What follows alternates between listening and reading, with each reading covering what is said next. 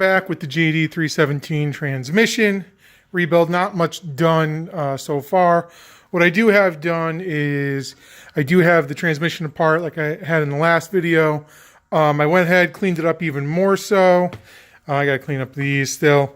Things been a little busy, so I haven't really done much to it. But I just wanted to share something really quick here about this.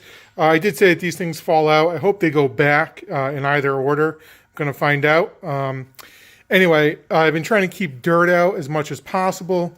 But I'm still, I've carb cleaned it a ton, wiped it out, and every time I look, I can still see a little bit of dirt in there.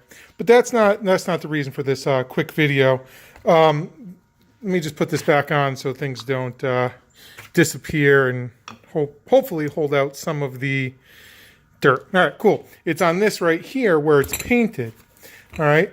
I don't know if it's from the carb clean or the, or the gasket remover, but the paint peeled off. So I've been running into a problem where every time I go to clean this with carb clean, it loosens up this gray paint and it ends up getting everywhere, getting inside, oh my God, I'm finding little bits and pieces over everything in this. So when you do go to do this, just be wary that this paint ends up getting everywhere. Yeah, so that's it.